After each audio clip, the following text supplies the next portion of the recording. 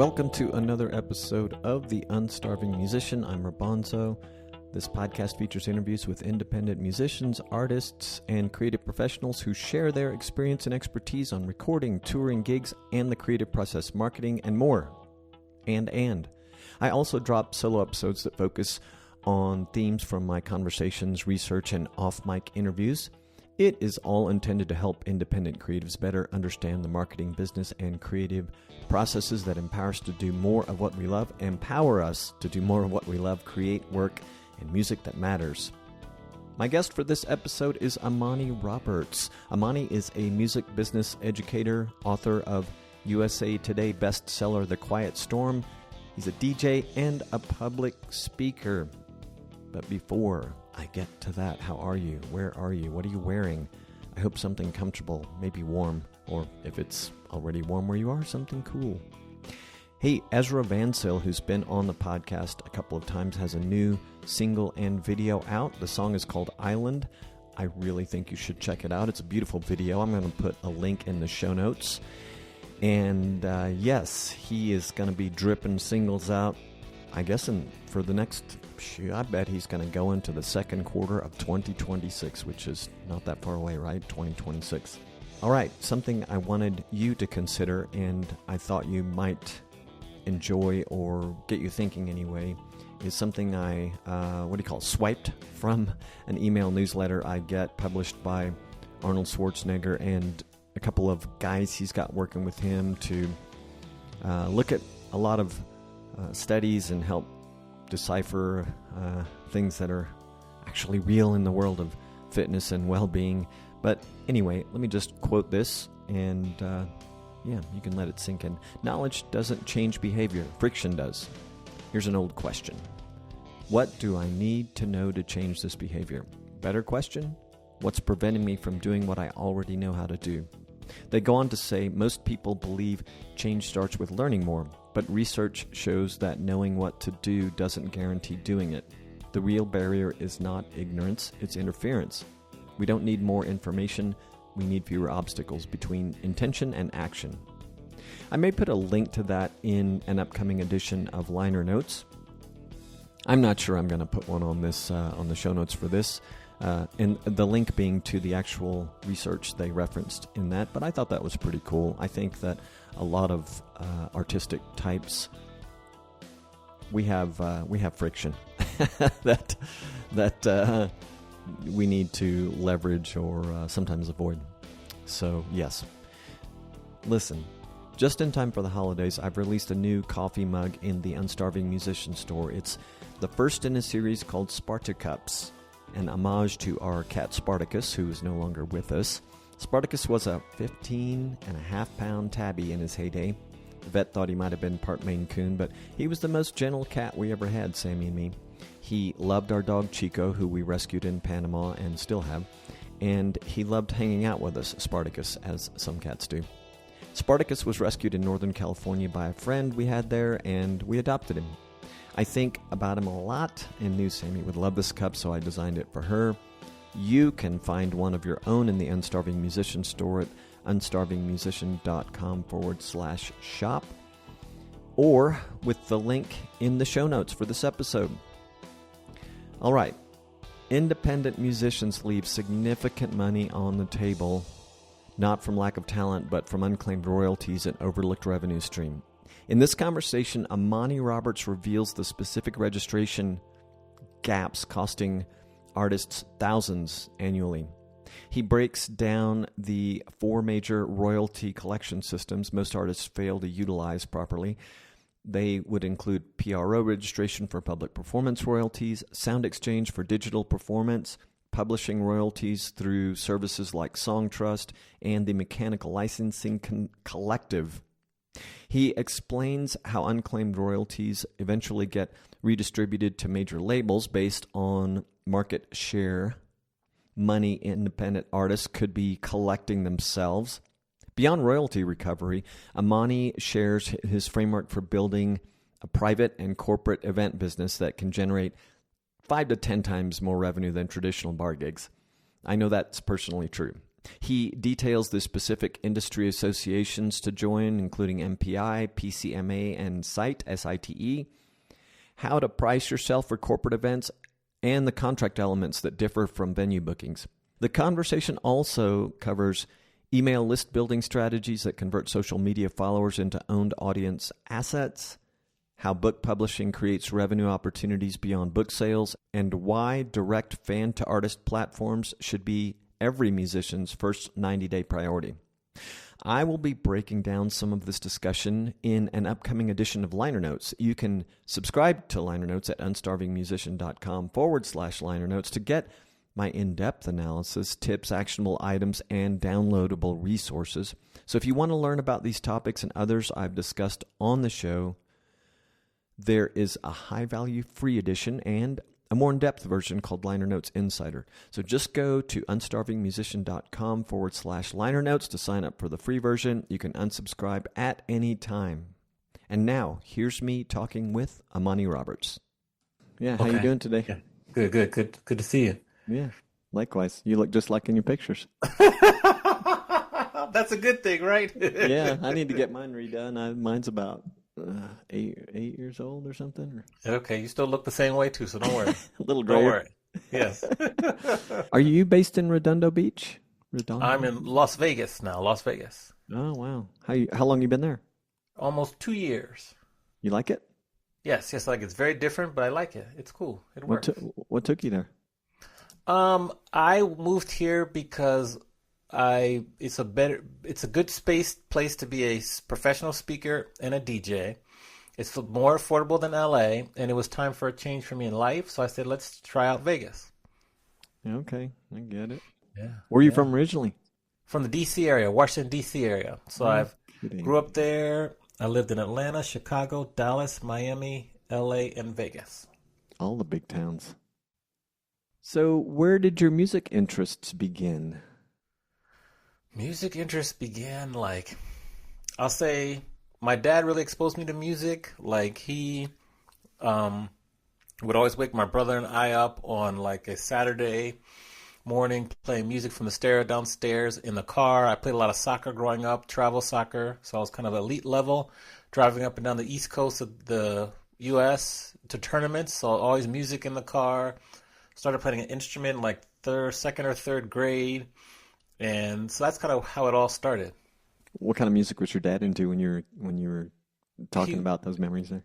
He was into jazz and then R&B, what we call now like funk, old school R&B. Yeah. So before we get into the frameworks you teach and all the things around that, do you have any?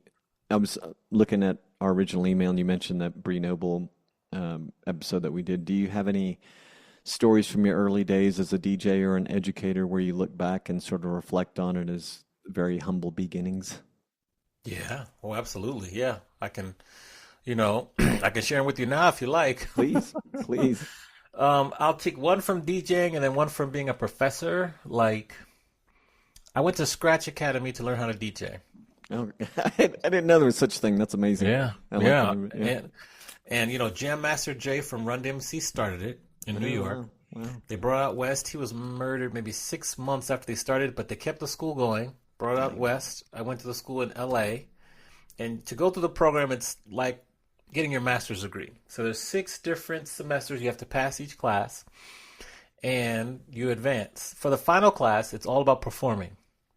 And you perform different types of sets, whether it be a set you play at a lounge, prime time at a club, opening set, opening with requests, all these different sets. And the final exam is you're performing in front of your peers, and you're taking a time slot of a club, and the burn rule's in effect. So if someone plays a song before you, you can't play that song. So you have to really dig into your catalog. And in order to pass the class, you have to get a 320 out of 400, basically a B, 80%. When I went through, my final score was 318 out of 400. Then they didn't pass me. And so that was very humbling because I was probably one of the more older people in the class. I was used to being an overachiever, and it was very humbling. So I had to sit there driving back down the 405 in LA, which is always traffic, and think about whether or not I wanted to come back and take that final class again, where once you fail at one time, your like if the percentages for people who pass the class are like 60%, it drops as you take it again because you just don't do well. So the next percentage was like 25% of the people who take it a second time pass it.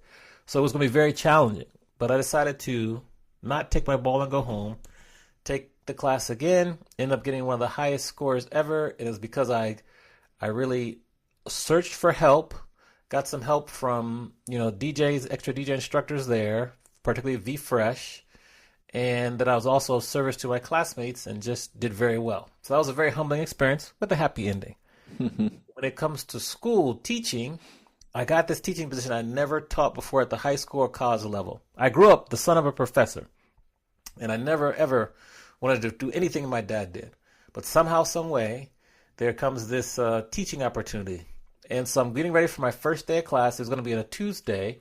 I was going to teach back-to-back, 1 to 4 and 4 to 7. And I arrive on campus at like 12 o'clock, and it takes me an hour and a half to find parking. Oh, no. So I end up for my first day being 30 minutes late. It was so bad. And so that was very humbling. The first semester I taught was very difficult, never taught before, but I got through it. And then there was a time period they asked me to come back. They said, oh, you come back? Yes, they adjusted my times. So then I was teaching 10 a.m. to 1 p.m. and 4 to 7, so I had a 3-hour break in the middle. And they were like, it was a time period when I was in my 4 p.m. class, probably early, middle of the semester, and it just clicked. Like I saw the class was engaging. We were having good conversation. We were teaching in this old haunted building, but it still worked. So that will be one example of humbling experiences, 2 examples that end up working out very well. Those are good. Those are good. Tell me about your book, The Quiet Storm, and why you wrote it. Oh, The Quiet Storm. So The Quiet Storm, a historical and cultural analysis of the power, passion, and pain of R&B groups. It's like a love letter from me to like R&B. I wrote it because in grad school, I went to Berklee College of Music. It was my thesis project. So I turned the thesis into a book and just expanded it. I have a love for R&B groups, slow jams particularly, but all R&B. And I knew that there were no more, like R&B groups have kind of disappeared, but people don't really realize it until you tell them. So I wanted to further explore that topic. And I launched the book in February of 2025. We made the USA Today bestseller list on the launch week. And it's an amazing book. Lots of pictures, rare footage and pictures inside the book.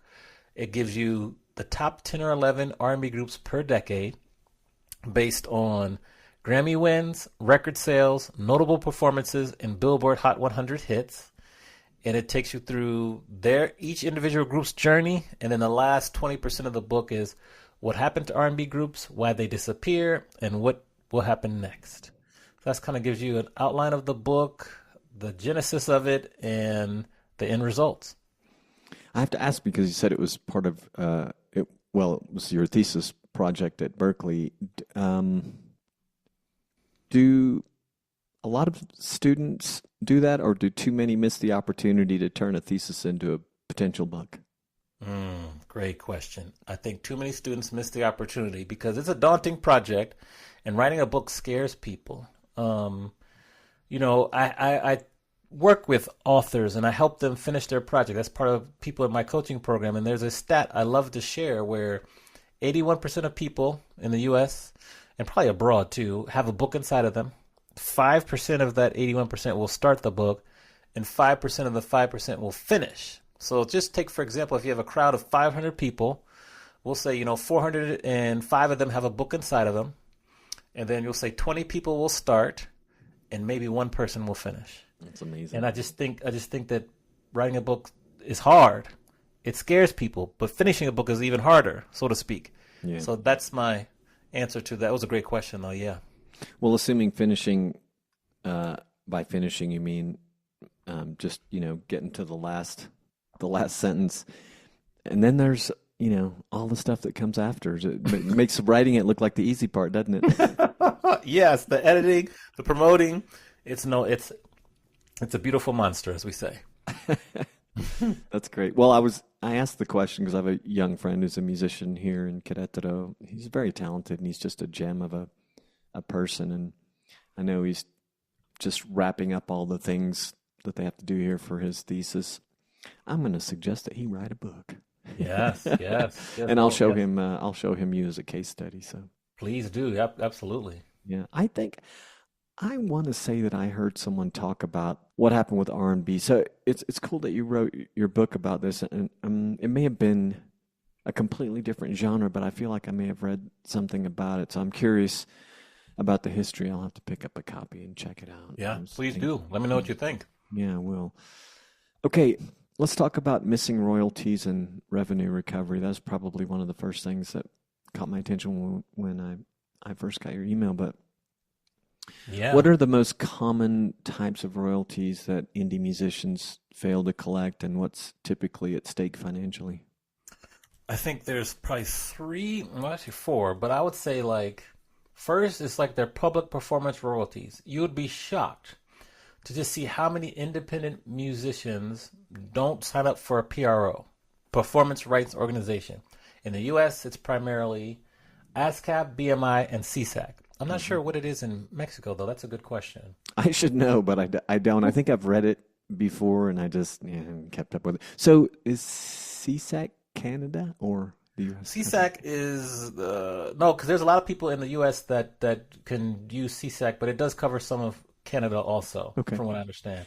So yeah, and so that's kind of the first one that people really, really don't pay attention to, and it shocks me because public performance. So if your music is being played in public, you have your songwriting credits, you have your publishing, you need to get the PRO so you can get the revenue. And so many people leave that revenue stream just kind of unclaimed. And so that's the first one. Then the second one would be kind of your digital performance royalties. So for example, if your song is played on like, let's look here, iHeartRadio, maybe even Pandora, some of the other streaming services, there's royalties that you can get by, signing up for a sound exchange, and then there's publishing royalties you can get by signing up, getting your publishing done by a company like Songtrust. So it's like the digital performance royalties through the streaming services, and then the publishing also. That's other missing revenue that really, really many people just don't know about it. And it just continues to shock me just how many people don't understand the impact of those royalties and how they can add up. Now, of course, when you first register and get your publishing in order and do that, it could take 3 to 9 months. But after that, you get a nice check every quarter, and that's very beneficial. And so, like, you have Songtrust, Sound Exchange, so you can get, because both sides of a song. Sound Exchange is for the mechanical, like the sound recording side, the song recording side, which I like to call the right side, and then the publishing sound is Songtrust right there. Mm-hmm. So that's it right there. And then for the digital performance royalties, like on all the non-interactive digital services, Pandora, SiriusXM, iHeartRadio, that's royalties that people leave on the table there. So that's kind of the three main royalties that people forget about or don't focus on when they release music. Did we leave are there any other organizations that they should think about, or at least put high on the list? It seems like there's about a half a dozen, right? So there's a PRO, Sound Exchange, Songtrust. Any others that come to mind? I also mentioned the Mechanical Licensing Collective, the MLC, because they can kind of get what maybe you're missing, either not getting from Songtrust or Sound Exchange. That's kind of another one. Now, sometimes if you register with Songtrust, they'll also do the MLC work for you, but that's still a good one to know also. Yep. Okay, thanks. That's good. It's a good recap for me. I know all these, but they're easy to forget. So yes. Yeah. How far back can artists typically go to recover unclaimed royalties, and what's the probably varies, but what's the general process for it? I've seen as far back as 4 years. Okay. That's probably the longest duration of time that I've seen. Now, some people could have gotten it further back. I've seen 4 years, but that's a good thing to monitor and ask around and see, because if it's longer, it just benefits the artist to sign up sooner. Yeah, sure. I guess there's a lot that just maybe let one of these slip through for years, and then and the challenge is that these royalties will go into what they call the black box, and then if it goes unclaimed for, say, longer than 4 years, they divide it up amongst the major record labels according to market share. So you're actually giving your money to the majors, and so that's just another unfortunate occurrence. Yeah, and that's an example, 4 years, right? So it could be longer, maybe even shorter, right? Okay. Yes. Cool. What do you think the biggest misconceptions are that artists have about royalty collection that end up costing them money? That I would say streaming is where you can get the majority of your royalties from. In reality, nowadays, you don't really get a lot from streaming unless you're part of the top 1 or 2% artist. But you can get some decent income from your mechanical royalties from like sales or streaming, or you can get a lot from like public performance royalties, which can help, and then publishing. I think people just kind of don't understand publishing because it's very complex, and they don't really pay too much attention to it, so they might give away some of their publishing when they should try to hold on to as much of it as possible. So the misconception is that you're going to get most of your money from streaming, where I don't really feel and haven't seen that to be the case for the majority of independent artists. I know it's because I say this because I talk about it enough and read about it enough, but you think that you would think that all the kids know this now. You would think, but they don't. Meaning, it's a lot. It's a lot. Most creatives don't want to focus on the business side, and many people's goals is just to see their song, hear the song on the radio, or see it on a pretty big playlist. That's their initial goal. If they would maybe plan a little bit more long term, they could see some more financial benefits sooner. Vanity goals. Yes. Can you walk through the steps an artist should take to identify, and again, I realize it may vary, but so maybe it's more of an example, but they can take to identify and claim missing royalties that they might be owed? I think once they get registered with a PRO and they start registered with like a sound exchange or a song trust, they really need to make sure that they have their metadata in order. So they have, if they have the metadata in order for each song, if they've worked with different writers, they need to have the split sheets and all that agreed upon first. Then they want to make sure that everything is the same. Their artist name and how they list everything with these services is identical. You can't have like a John Henry as the person who's registered for the PRO, but then you have a different name for a different PRO or things like that. They need to make sure everything's identical because metadata issues are the primary cause for missing royalties. So they need to first learn about metadata, make sure it's all matching across all sides of the song when they're submitting it, when they're releasing it. Then once they register for the Song Trust, Sound Exchange, MLC, it all matches. That's what trips up most artists right away. And to simplify it, the metadata is largely so the artist can be found. Right? Basically, yeah. You want to be found consistently the same time, the same way each time. And then you want to also have within that metadata how much of the song that you own, who else's own parts of the song, all that. Okay. And I assume that my recollection is that when you're registering a piece of work with one of the, I'm going to misname them, but one of the providers that distributes your music to like the streaming services, for example, and then assuming that you have gotten registered with the other organizations, but that initial organization that's going to help you with distribute, I guess they're a distributor, the DIY distributor, that they're very helpful in making sure that you have your metadata in order. But I guess that's only part of the way, right? Because you're registering with all these other places. Are there other places that needs to be plugged in, or would they necessarily get your metadata from where you're originally having your music distributed through the service that they're originally distributing to?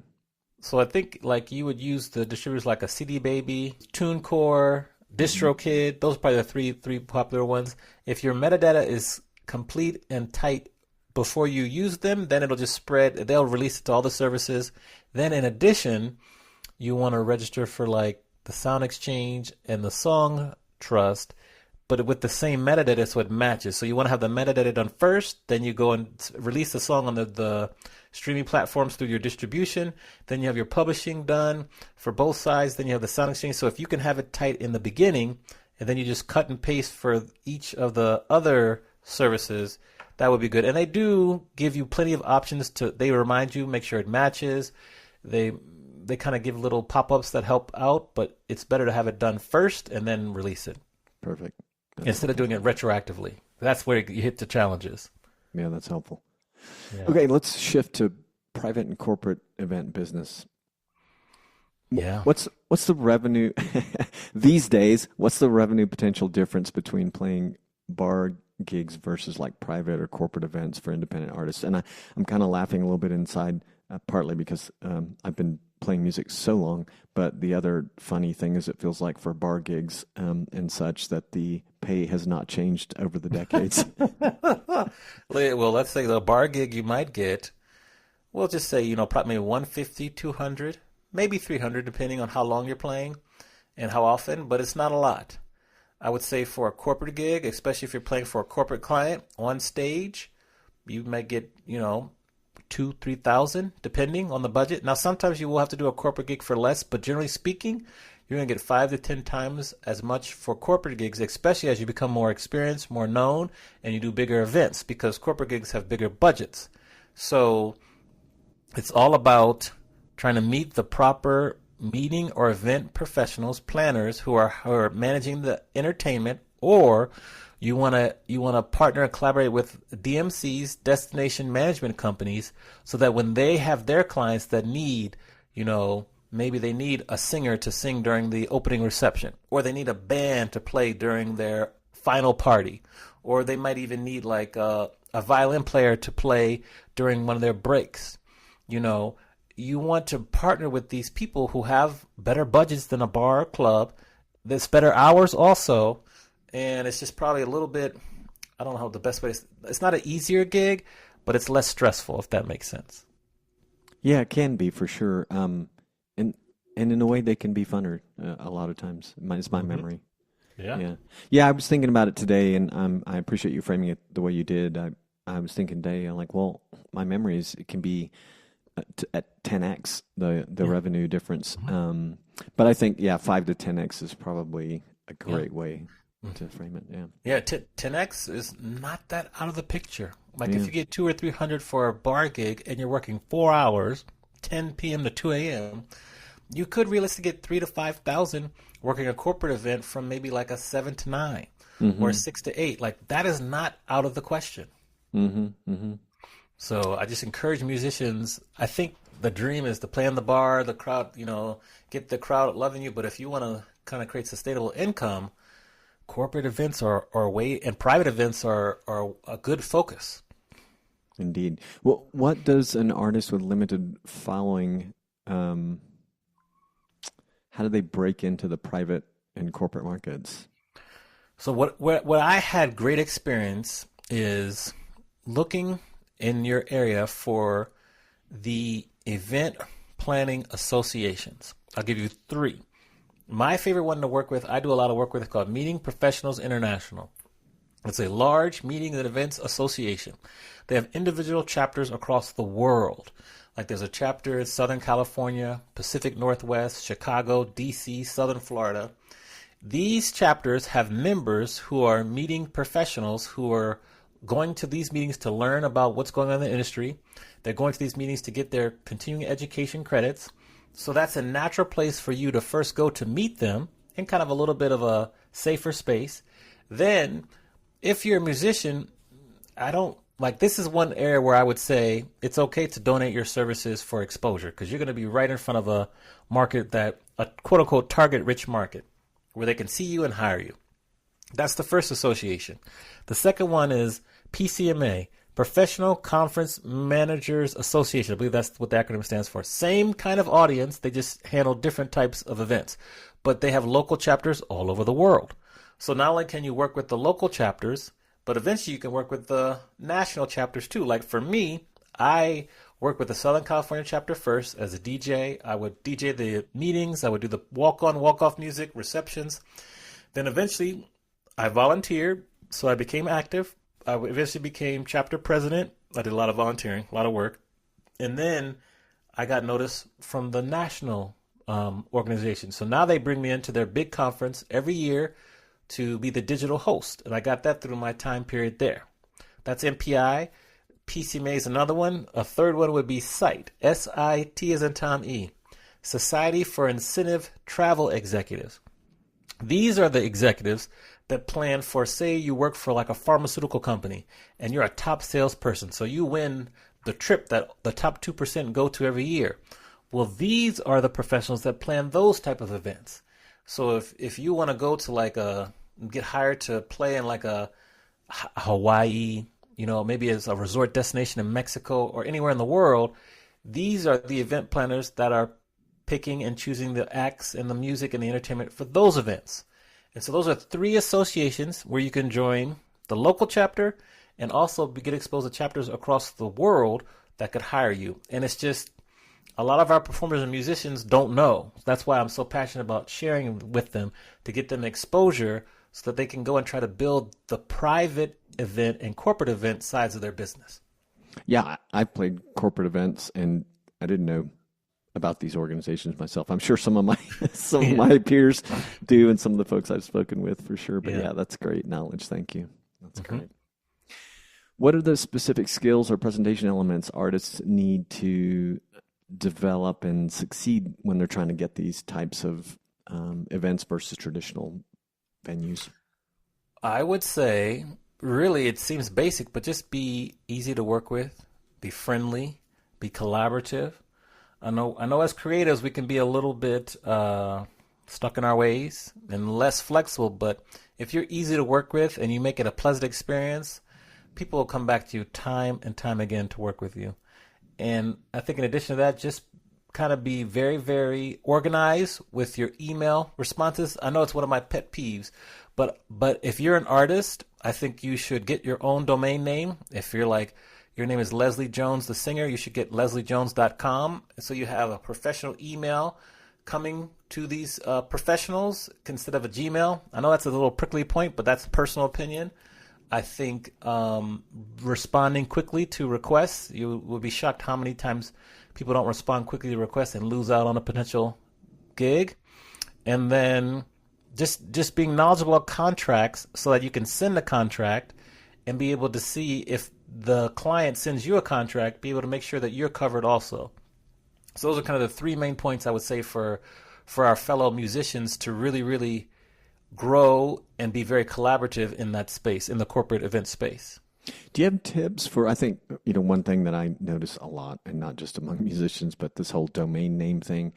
What do you have places that you recommend that, I'm sorry, let me back up.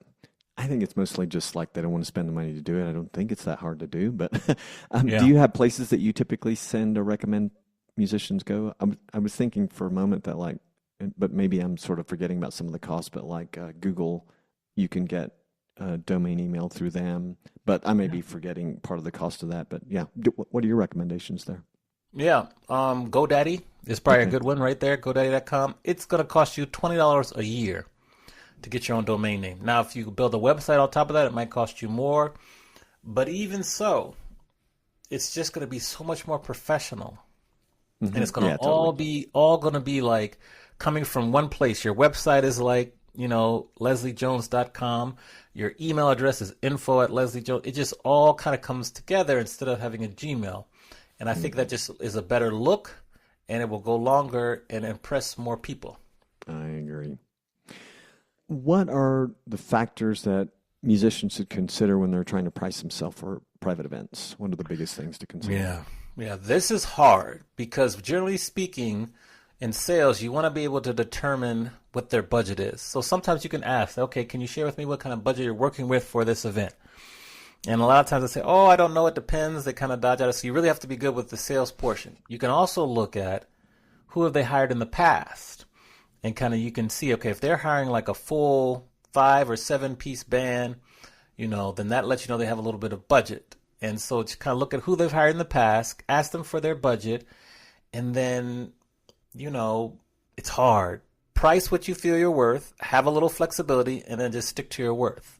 And a lot of times, depending on if it's your first time getting inquiry, you might want to give them a discount because you want to get in their good graces.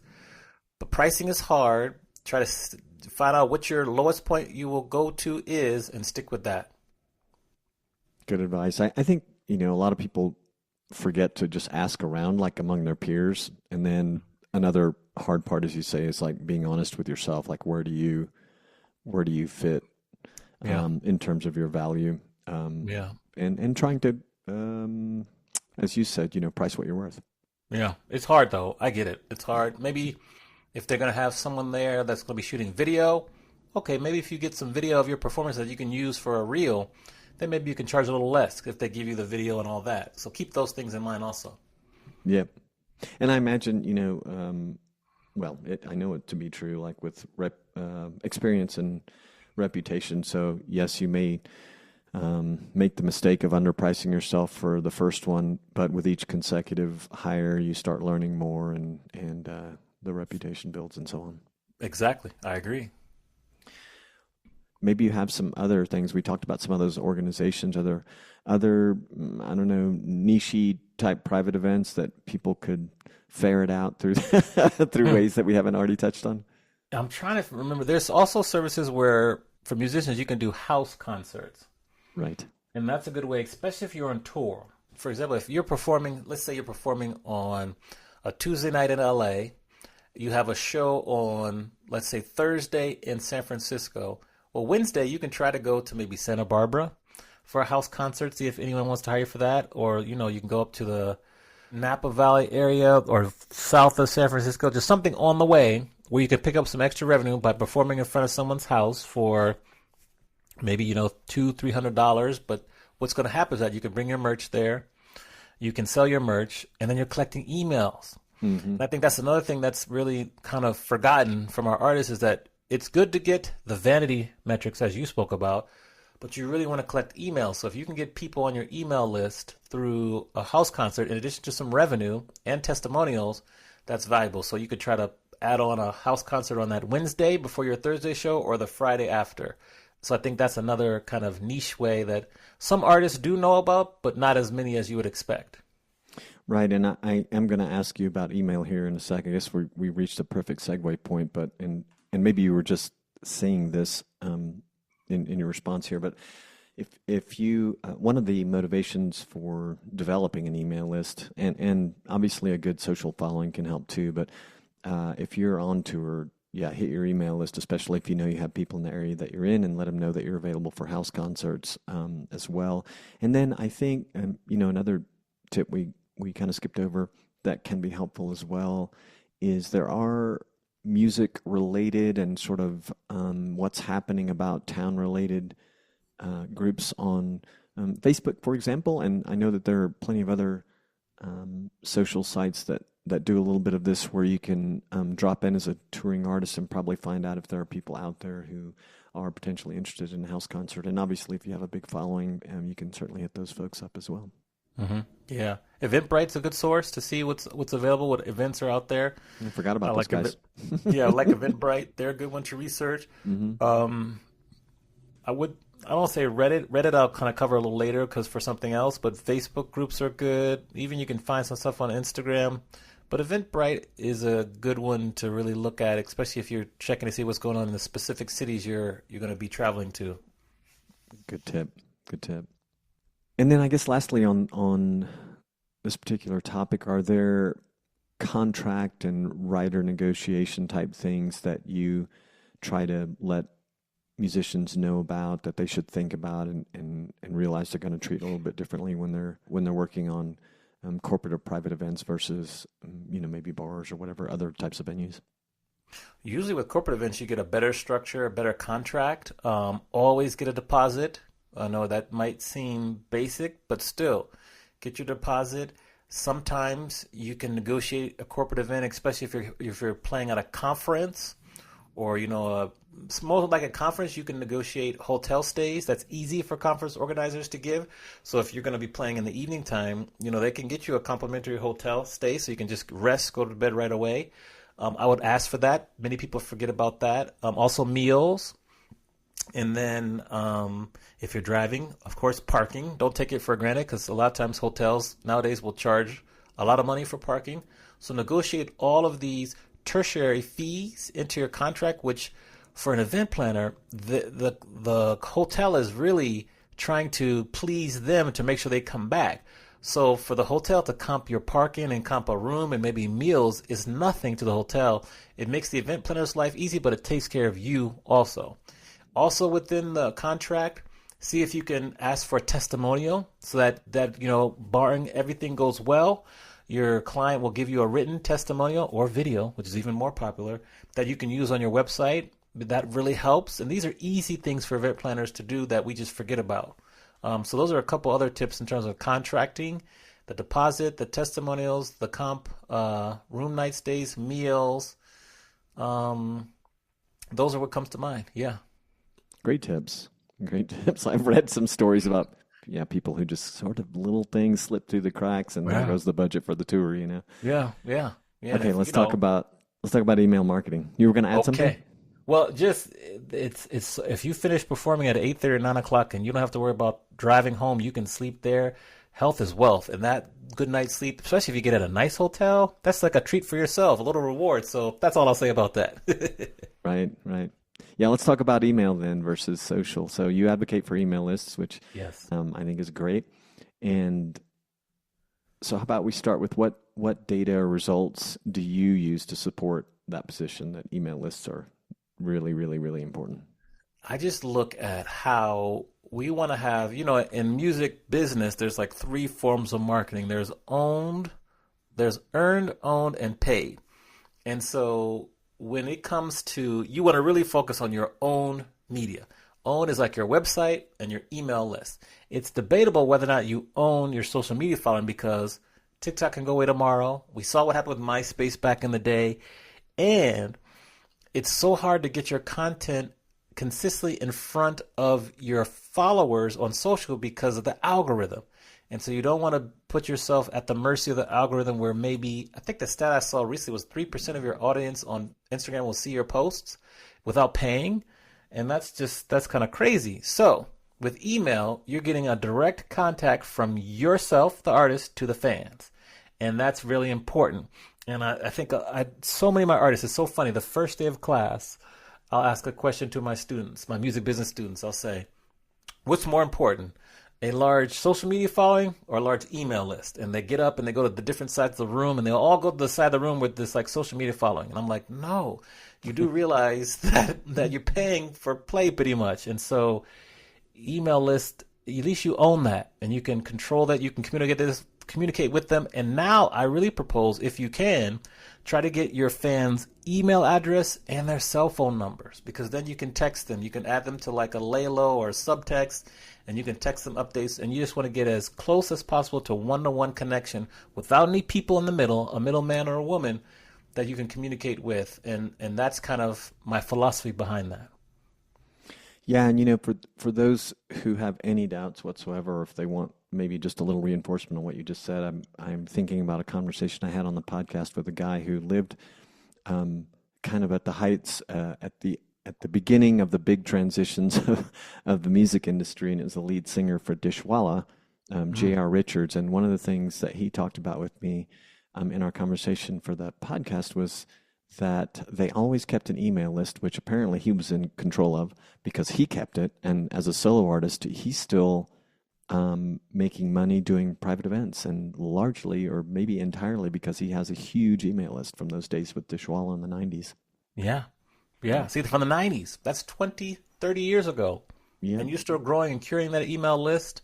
It's very valuable because if you have, let's say your email list is 10,000 people, but you have a 50 or 60% open rate, that's 5,000 people, 6,000 people that are opening your email and seeing it. Whereas if you have 20,000 followers on Instagram and 3% of the people are opening it, that's what, 600 people? And so it's just the ratio is very off. So it's so important. Yeah, it is. And that's funny. I was just going to ask you that question about conversion, one versus the other, but that paints a good picture. Yeah. Usually you'll get, if you can do a good email consistently, you get 30 to 40% open rate, sometimes 50, and you just grow and curate your email list from there and offer value. And your super fans, they will want to follow and support you. I mean, it's the whole Kevin Kelly 1,000 true fans theory that, if you can get 1,000 super fans to spend $100 on you a year, that's $100,000 in revenue. And then you build from there. And so that's primarily, you're going to achieve that through having a strong email list, a newsletter, whatever, and just sharing what's going on. Yep. How large do you think an email list needs to be to become meaningful? And I know like open rate, engagement, and consistency can make a big difference, but what do you think a reasonable target is for people that are either maybe in those early stages, or they're just, they're wondering? I say, and I'm being serious, if you can get 50, then you go from 50 to 100, then 100 to 200, then you go 200 to 400, so you're kind of doubling along the way. Mm-hmm. I think it's very valuable. Another thing is that's why I go back to the website and getting the domain name, because in addition to collecting email addresses on your tour and your performances, if you're able to create a very attractive or fun lead magnet. So, for example, a lot of my artists that I work with, I love for them to have acoustic versions of some of their most popular songs. So their most popular song, they probably have a band behind them or a track. But if you also have an acoustic version, as a reward for someone giving you their email address, you say, okay, as a thank you, I'm going to send you this acoustic version of the song. Thanks for joining my list. And so if you can so then that's one lead magnet you have. And then maybe as you get to be more successful or you get more content, you can do a second lead magnet. Like for sending me your email and cell phone, I'll give you this exclusive kind of a single cover or some artwork. People love artwork, exclusive things. So if you can set up your email campaign or just your website where you have different places to collect people's email addresses and cell phone numbers, but you give them something in return that's very exclusive and rare, first of all, it builds loyalty, and second, you'll grow your email list even quicker. And then on top of that, I geek out when it comes to this. If you're able, as I'm sure you could tell, if you take some of your earnings and you can do just a little touch of ads to your lead magnet, so you're driving people to the lead magnet to sign their email addresses, you'll continue to grow. So there's these little things here and there, and you do that, and then we can talk about like your direct artist to fan platforms like a Patreon. So you add all these elements to it. You're performing, you're collecting email addresses, and you're just growing your audience quickly, because of now, when it comes to like applying and getting accepted at festivals, they're asking for your social media followings, but now some of them are saying, well, how large is your email list? Because they know if you get accepted at this festival and you're gonna message everyone else, well, they're gonna come to see you, the artist, but they might stay for other artists too. So it's like just getting people into your ecosystem is very important. That's right.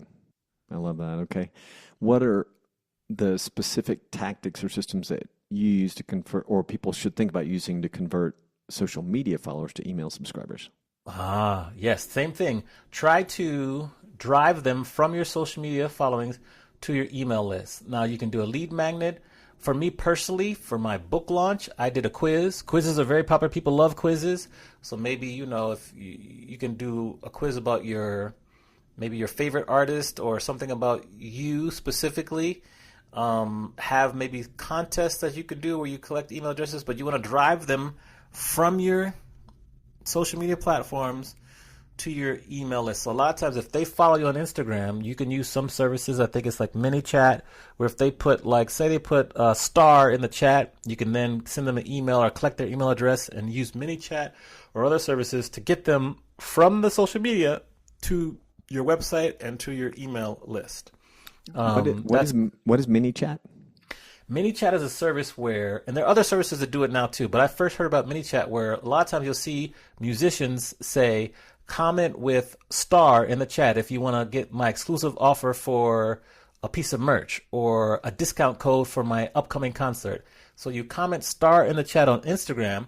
ManyChat is already integrated, so then it'll automatically send them a DM on social media that says, okay, to get this special code for a discount on my next show, give me your email address.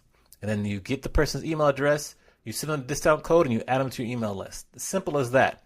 So you're creating different calls to action on people's social media accounts that'll then get their email addresses into your system, and that's the goal. That's pretty cool. What do you recall what that service costs?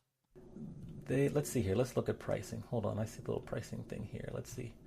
You can start off with, they have 2 levels, Pro, Elite, and Free. And it scales. It starts to become more as you have more contacts.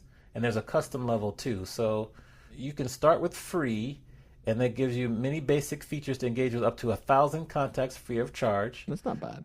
Yeah, so you can start with free and work your way up because it'll pay for itself eventually. Cool. Okay, freemium model. That's good to know.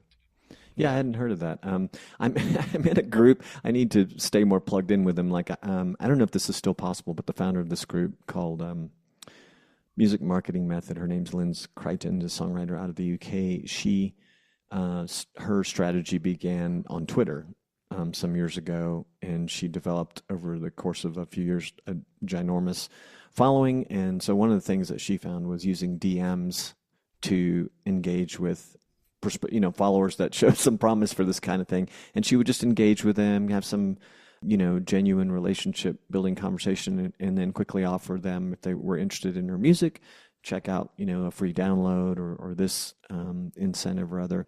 I'm curious, if that's still as easy. Well, I know it wasn't easy for her, but it's still as viable a strategy as it was. And maybe with services like MiniChat that it's sort of moved on. But yeah, that's cool to know. Yeah, I think it's just add it to your tool belt, and just set it, forget about it, and see what happens. But it's definitely a part of your strategy that should be there. How often do you think independent artists should email their lists, and what kind of content do you think performs best? Good question. That's debate. So I personally email my people once a month. I need to get it to twice a month. Some people think weekly. I think that could be a little bit too much. So I'm of the feeling like twice a month is good, and then you can add in random ones when there's like a special release or things like that. So I do think I want to work to getting towards once a week. I think that's good, and then you can see. So I would say 2 + 1, which means twice a month plus one kind of random email throughout the month for any special releases or announcements. That's a good strategy, I think. Yeah. You don't want to overwhelm people either. Are there specific types of content they should think about, or if they're like kind of scratching their head when they do email their list? Email them if you have like a new lyric video out, if you have a new concert that's been secured, if you've gotten an award, if you have a new single that's out. Anything new. Anything new. Or you're celebrating a 1, 2, 4, 5 year anniversary. Like 2 years ago, I released this song. Help me celebrate this. That can be good too. So anything new, and then celebrate some anniversaries. That's good. I like that. Yeah. Let's talk about book publishing. We'll go back to that. Yes. How does or how can book publishing create revenue opportunities beyond book sales for musicians and artists? For musicians, if you have a published book, I feel it can help you increase your fee. Like it can help you increase your fee. It adds to your credibility. You have like a published author and a singer. I just think it opens yourself up to additional fees. It can also help you to go back to the conferences. You can also do book events at conferences and then perform. I think that will add even more to your marketability for corporate events. I think most musicians, in addition to performing and touring, they do music lessons. They have a music studio they might manage. They have something that's like some sort of service they offer to kind of facilitate incremental revenue. If you have that, you can get more clients through your book. You can also increase those fees. So I think book launches for musicians is a very, very niche. It's not talked about a lot, but I think it offers great opportunity. You can also, if you have a Patreon, you can also offer the book for a certain level of your Patreon. So if you have 3 levels, say you have like a basic at $5 a month, intermediate at $20 a month, and then you have like $100 a month for your top people. Well, if you sign up for my top level of Patreon, I'm going to send you a mailed copy of my book with a signature and a note. And I think that just will help increase your overall revenues. Just different ways to think about it. I also think just publishing a book it really makes artists just more well-rounded. It just kind of creates more revenue streams and just brings people into your ecosystem that might not have found you through your touring and your music. As you saw, I've released 2 books, and I just think that if you can finish it and complete it, like it can offer just some amazing opportunity. Even speaking, like you can go and talk to different audiences about your book, and then people are like, "Oh, I want to learn more. Can we hire you?" It just opens up a whole new world. Right. What type of book do you think makes the most sense for independent musicians to write? Like, I guess instructional could be one. Yeah. I don't know if memoirs really fall in there, but are there other areas that you you like?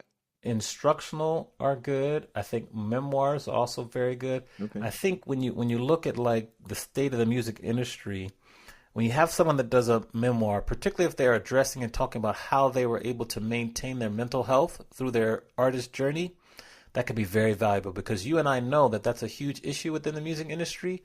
So if someone's telling their story about how they were able to consistently hear no as they were trying to grow their career, but then they had some breakthroughs and how they were able to manage their mentals through the breakthrough, I think that's valuable. I also think maybe we mentioned instructional, just how they, how to grow your career, how to tour. Those are some of the topics and subjects of books that I think artists can also release. Also, take it back to the basics, a book of poems. Most artists and singers are poets, and they're just singing their lyrics. And I think a book of poems could also be very valuable, especially ones that didn't end up in a song. I think that could be very attractive. I had a guest very recently who's been on the podcast before, and he, as soon as he saw my order, he goes, "Dude, well, I would have given that to you, but I wanted to hear preview his music before we talked, and it was kind of last minute, so I just ordered it. But I ordered it because it came with the book of poems." Yeah. Which I don't have yet because I'm in Mexico, but I had it sent to a family member in Texas, so I'll get to see that when I know he's a deep guy.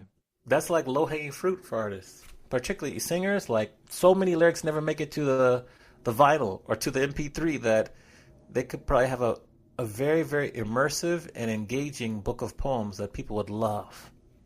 What do you think of two that I want to mention? So on the instructional, I assume that for those that are inclined to do it, to be teachers, that if they want publishing their own student guide is good, or maybe just a guide for self-instruction. I don't know how popular those are. But the other one, too, is maybe a book of their art, if they're into a visual media that translates into like some sort of cool book where people can enjoy it. Maybe it's a big project, maybe like a coffee table book, or just something. It doesn't have to be that, but there are all these different formats out now. What do you think of those? Yeah, I think the artwork book, that sounds particularly attractive to me because, if say you have an artist and they have an artwork book, but then you can pair each piece of art to one of their songs that they have written or a song they love that's by another artist, and you just create an even more immersive experience. So that's a pretty cool idea there. Also, I always recommend my artists and musicians to record the audiobook themselves. So make sure they have an audiobook component. And that's where a workbook can also come into effect, where you have the audiobook plus a workbook. And then instructional books, like people want to learn. Many people want to learn. So if you have a quick and simple book about how you learned how to play guitar or how you write your music, how you write your lyrics, that works. Yeah, indeed. Okay, cool. What do you think common mistakes are among musicians when they approach the whole book publishing ideas as a business strategy? They think that they're going to make a lot of money off the book themselves. Like, it's hard to make money off of a book. Even if you're a best-selling author, it's hard to make money off a book. Now, you could be on the New York Times best-selling list, and that would help. But I really think they shouldn't view it for the book sales. It's very different from record sales. But you can use this book as a launching point to get sponsorships, to appear on TV, just to, appear at different conferences. So it's like marketing. It's like kind of paid marketing. So I think that's the mistake, is they think they're going to get rich off of making a best-selling book when it's just another product in their ecosystem. Now, you will make some money off of it. That's true. And if your book is good and you continue to get promotion, you can make some consistent revenue stream that eventually pay for the book.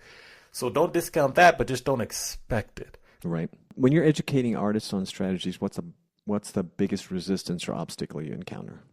I would say like starting something new, whether it's a Patreon, whether it's an email newsletter. Those are the two common ones that they're just so unsure because they're used to doing things their own way. And so it's just having to prove to them the value of that. And I think that's probably the top two things that are I get the most resistance for. Comfort zone issue. Yes, we love to be comfortable, but being uncomfortable is where the growth is.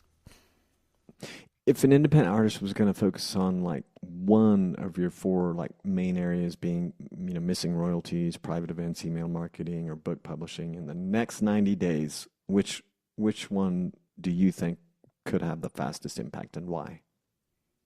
I would say it kind of goes along with email marketing, but I would say start a direct fan to artist platform where you can monetize your music, whether it be with a service like Patreon or Even. And then 1B would be to create a lead magnet to grow your email list. Those are the top two off the bat. We should start right away. What's the minimum time investment to properly implement the two that you just mentioned, for instance, while still maintaining an active performing and recording schedule or whatever they're doing? I like to have my artists give me at least 6 months. I'd say 3 to 6 months, but preferably 6 months, which would allow me to do pretty much 2 or 3 of those. It will allow us to get all your music in order with the metadata, get sure your publishing is in order, Song Trust, MLC. That takes a while. That can take up to 3 months. But at the same time, while that's working in the background, we're going to start your fan to artist platform. We're going to start your lead magnet to collect your email addresses. Once we get to that point, then we can decide, are you wanting to get your music into festivals and play at festivals, or, which we haven't talked about, do you want to start to focus on sync licensing and getting your music placed into movies, TV shows, video games, or films? But it's 6 months to get us get that train rolling. The first 3 is to organizing, get everything organized and teaching you kind of the process. Then, months 2 to 5 is like we really got things working and we're making pitches and we're kind of starting your Patreon, updating it, growing your audience. And so I think 6 months is a good time period. That's good. All right, we'll use this one as a closer here. What percentage of revenue should a sustainable, independent music career come from performance versus like other streams that you teach about? I would say for performance, 30% performance, 30 to 35% from your direct fan to artist platform. Then I would say maybe 10% from streaming. And then the other, I think I have 15% left, right? 30, 35. Another 20% from like merch and other miscellaneous revenue. And then, we'll say 10% from merch and other revenue. And then the final 15% will be from private events. And I would say the ones that could grow the most will be private event revenue. And then we haven't even talked about long-term synchronization revenue, which is like a wild card. But I would think that would be the breakdown right there. I would think the direct fan to artist platform and private events. Those are the two that can grow in a shorter period of time. That's good to know. And do you, for people who are curious about your work, do you spend a good amount of time on sync? And is it sort of artist and goal dependent, or is it just kind of part of what you do? It's artist and goal dependent. I always educate people on sync because some people don't understand. It's not just seeing your song in a movie. It could be a small commercial on local TV that can give you $1,000, $2,000. You can be part of a video game which can give you $5,000 or $6,000. So always share just the concept of sync and how it can happen. It is a more longer term revenue stream or fountain. It takes a long time to get in there, but once you get in there, it couldn't work. So I always will educate people on that, but I will try to share with people that that's kind of the long game there. That's not going to be short term. Right. Yeah, that's good. Yeah, that's good. Well, hey, man, first of all, thanks for making time to chat with me today. And I want to let listeners know, lest I forget in the intro that I'll record later, that they can connect with you, find out about all your work, and they can even find all your socials at our AmaniExperience.com. Did I get that right? Yes, that's right. They can go to AmaniExperience.com/call. I have a free call with anyone who's out there, musician that wants to figure out how to better monetize their music.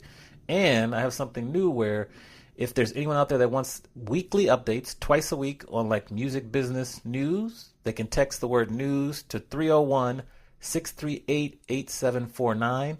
And I send out text messages twice a week with just the latest 4 or 5 things that are going on in the music business world. That's pretty cool. Yeah. That's a $5 subscription. You get your first 2 weeks for free. But, I mean, you stay educated. That's half the battle. Yeah, totally. Good talking with you, buddy.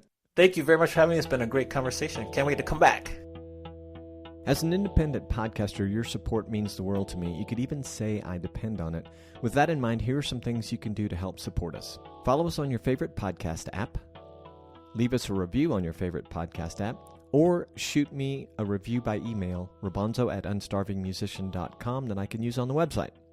Or just share this episode with a friend. This makes a huge impact on our audience growth. You could also visit our crowd sponsor page at unstarvingmusician.com/crowd sponsor to learn of the many other ways of supporting the podcast, including a quick and easy online tip jar. It's like click, tip, done, easy, and super appreciated. You'll find many ways of showing your support there, including through our affiliate partners like Bandzoogle, Kit, Email, formerly ConvertKit, DreamHost, and others. The music you're hearing is New Gods Part 2, the instrumental mix by yours truly. You can hear the full version, download it, or buy it at robonzo.com. And if all this was too much to remember or process, just go to the show notes for this episode at unstarvingmusician.com to find links to all the stuff talked about in this episode. You can leave us feedback, questions, comments, complaints at unstarvingmusician.com/feedback. Thanks for listening. Peace, gratitude, and a whole lot of love.